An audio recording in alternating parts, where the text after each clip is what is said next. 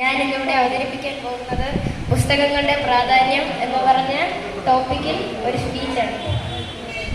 ഏറെ പ്രസക്തമായ വിഷയമാണ് വായന. വായന മരിക്കുന്നു എന്ന് വിലപിക്കുന്ന കാലത്താണ് നാം ജീവിക്കുന്നത്. ശരീരത്തിന് വ്യായാമം പോലെ മനസ്സിന് ആരോഗ്യം നൽകുന്ന കാര്യമാണ് വായന. നല്ല വായന നമുക്ക് നല്ല അനുഭവങ്ങൾ സമ്മാനിക്കുന്നു, നമ്മുടെ ചിന്തകളെ പ്രകാശിപ്പിക്കുന്നു. വായനയിലൂടെ നമുക്ക് പുതിയ അറിവുകൾ ലഭിക്കുന്നു. ലോകത്തെ മാറ്റിമറിച്ച പല മഹാന്മാരും നല്ല വായനക്കാരായിരുന്നു.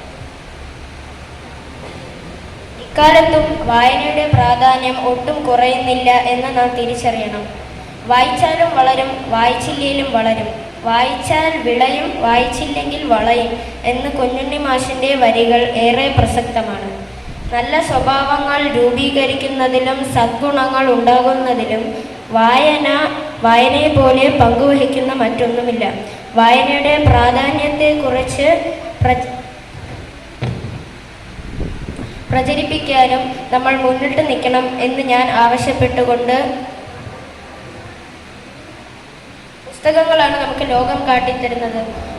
പുസ്തകങ്ങൾ അറിവ് പകരുന്നതിനൊപ്പം പല സാങ്കല്പിക ലോകങ്ങളിലേക്കും നമ്മെ കൂട്ടിക്കൊണ്ടുപോകും. ഇത്രയും പറഞ്ഞുകൊണ്ട് ഞാനിവിടെ അവസാനിപ്പിക്കുകയാണ്.